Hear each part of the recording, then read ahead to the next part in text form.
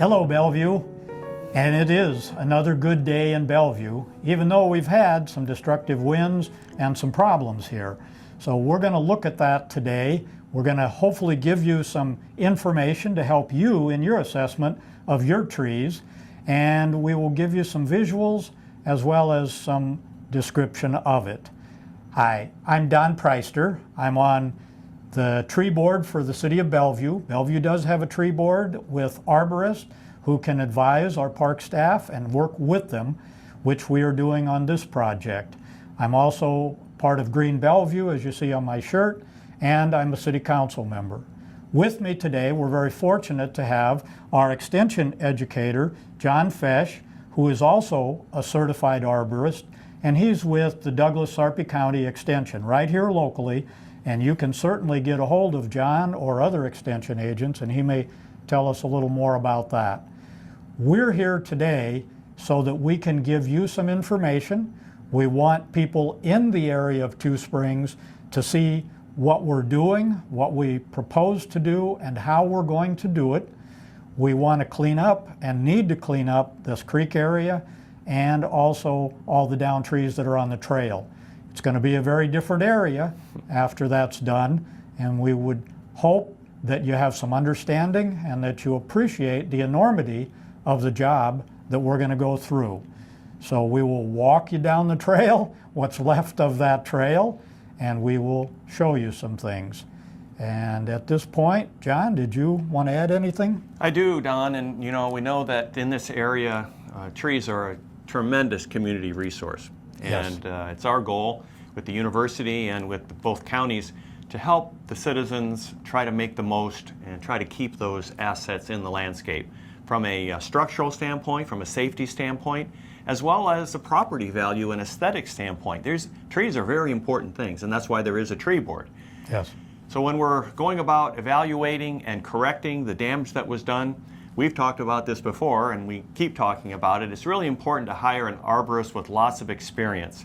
Not just two guys in a chainsaw, but someone who's done this their whole lives. And it's important to seek out their credentials. Some of those credentials would include insurance. Right.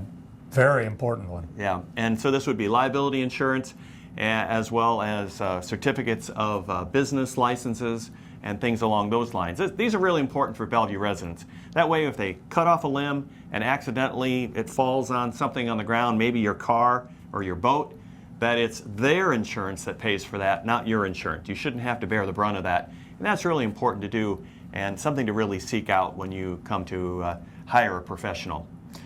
So now it's time to look at some trees. We're going to evaluate trees in terms of what defects might be there. Some of them we can keep in the landscape and others we may need to remove. So we'll take you on a little journey. All right. You'll see firsthand some of the destruction, and hopefully you will appreciate the work and the cost and the enormity of the job that the staff will do. John, what do you think of this tree? So we need to look at this in a number of ways, and the first thing we need to look at is the base. And it's obviously all covered up here by a bunch of grass and weeds. And I always like to examine that. And when you pull that back, you can see there's some injury there to the base of the tree there. And then also the fact that it's ripped open, and also the fact that it's swollen out or flared out to the right, but not to the left. So that indicates a defect for sure. You can see we're not getting the kind of lateral spread there, which is a lack of stability issue. Yes. Okay. And then also you kind of start at the base and work your way up. You may also see other issues. The tree, you'd like to see a little bit of a taper or even a circular sort of fashion there in the middle. And unfortunately, another defect is one that we see in this tree with it being kind of flat-sided. Mm-hmm. It's not circular, it's not round, and that's unfortunate. It's going to affect things in the way nutrients and water flow. So it's just another knock against this particular tree.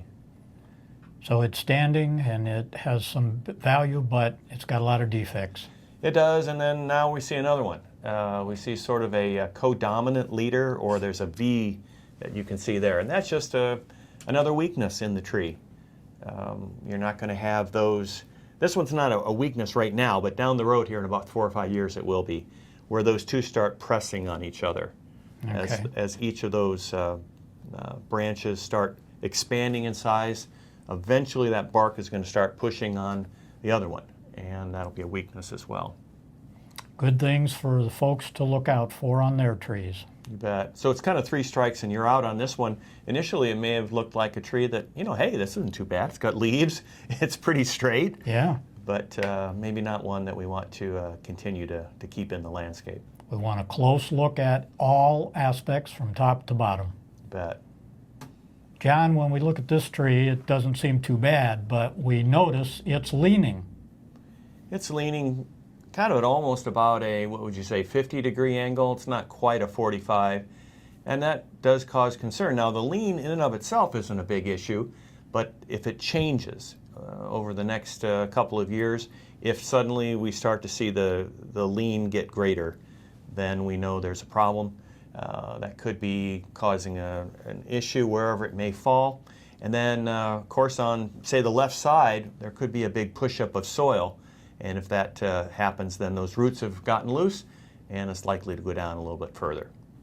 So we want to look out for loose roots, especially after that heavy wind. So we'd look on the opposite of the lean side. That's what you want to look for, you bet. Here we have a tree that's looking like it's got some damage. What do you think of this one, John? Well, Don, like on a lot of these, you just need to look a little closer. And first thing we look at is that V shape again, and which isn't always a big problem unless there's some real severe damage to one of those leaders, which there is in this case. Actually, with one fell swoop of a good chainsaw action by a pro, you're going to take care of all this problem. So you can cut out the dead, and then the tree will be able to reorient itself upward. And I'm glad you emphasized here again that getting a pro, an arborist who is insured. We'll keep repeating that. All right, here we're looking at, if the camera shows, the obvious crack and falling over of the top of one tree, and so that's pretty clear to most people. But next to it, we've got another tree. What are your thoughts on that, John? Well, as you indicate, the tree on the right is pretty beat up. There's not going to be much chance for coming back on there, and all the inner tissue is torn and ripped loose, and it's a good opportunity to see the heartwood on that particular tree. But just the tree to the left actually is an interesting tree in and of itself.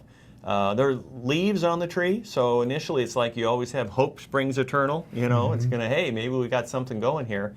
But when you look at it much closer, the camera will zoom up here in just a minute, you're going to see where we have a tree that's been pretty well denuded, despite what we see left in the little bit of leafage there.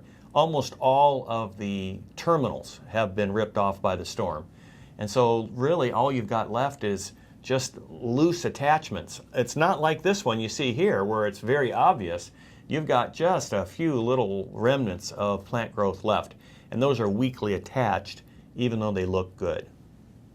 So both trees are really ones to consider taking out. Obviously you take this one out, but then this one really, even though it has some leafage, there's really not much in way of redeeming value.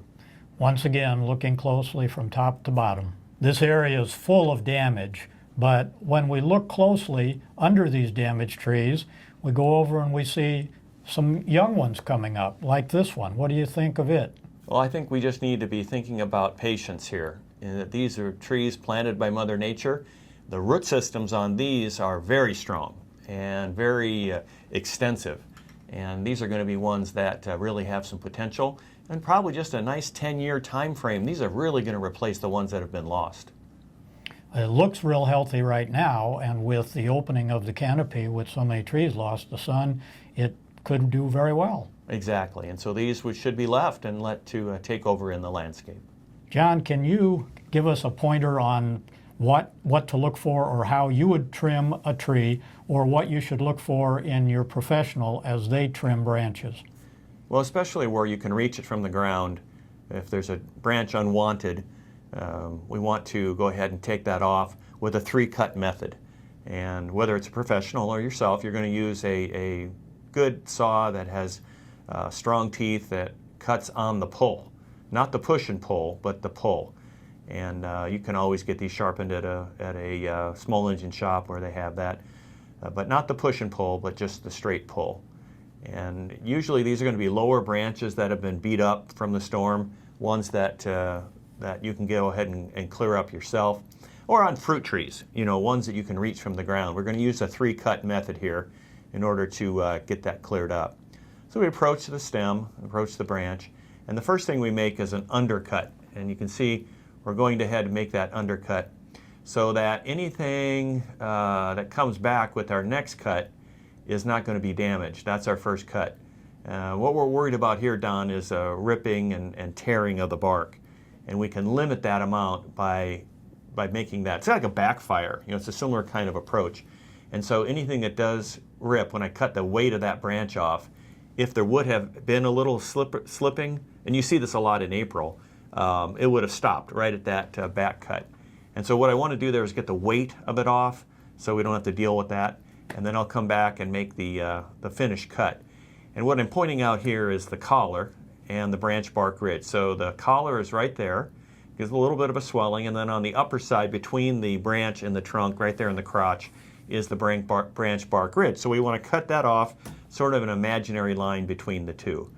And we'll just place the saw in there and make some nice easy strokes, and that'll come off real simply and very safely as well. So this is that third cut that you'll see the arborists do, or you can do yourself if you've got a fruit tree or just a small tree with a lower limb that's been damaged.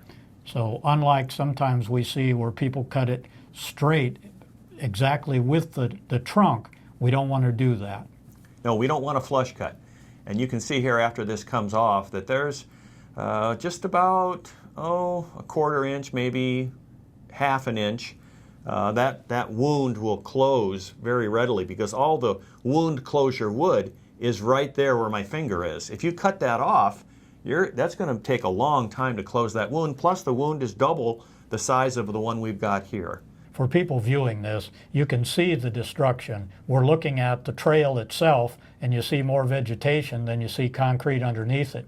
These winds were extremely powerful, over 100 miles an hour, tornado winds that came through here. The tops of the trees were brought down. We see very large branches that were just snapped off like you would snap a twig.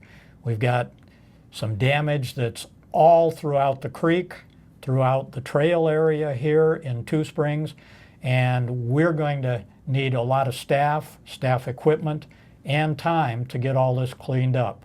But we are going to do it. It's going to take us time, and obviously the streets and people's own private trees we had to clean up first. So we've got that part essentially all done.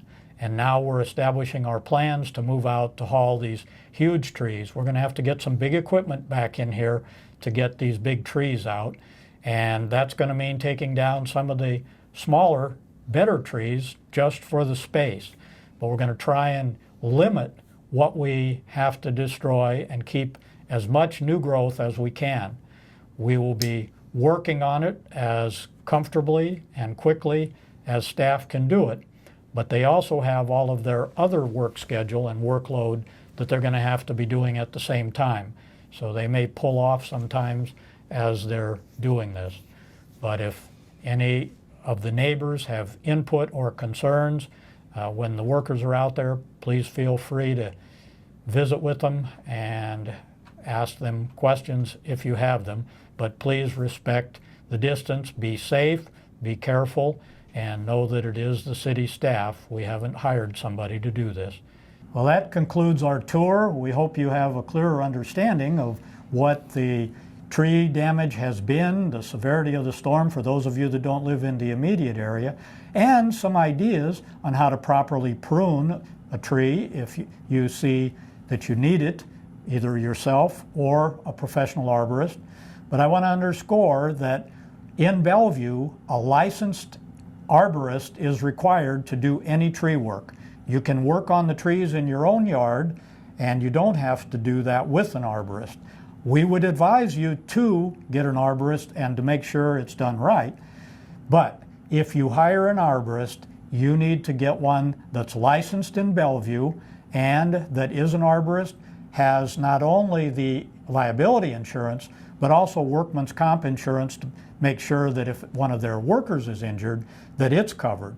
You don't want any things coming back to you and your insurance company or you having to go to court or fight over some damage. So we have done the walk. And John, any things that you would like to add in conclusion? Well, we're certainly hoping that this has answered a lot of your questions. We've been Yes. getting a lot of questions at our office, at the Extension office, for the past month or so, and a lot of different things. So we're hoping the video footage has answered a lot of those questions. But in case it hasn't, that's why we're here. The Bellevue Tree Board, as well as the Extension Division of the University of Nebraska here in Douglas and Sarpy counties. And we have 200 different master gardeners who are all been trained in these issues, as well as the professionals on staff. We're more than happy to help you with that. We've got the contact information up on the screen now, and that'll be great for you to do it, as well as just good old Google to find us. Everything is that way these days. So thanks for watching this video, and we're always there to help you if you have other questions. There are lots of resources, as John said, so contact the city, contact the extension. We have the State Forest Service. There are people out there who can assist you in addition to the nurseries and the other professionals. So take advantage of them while you have them, and we wish you happy trails.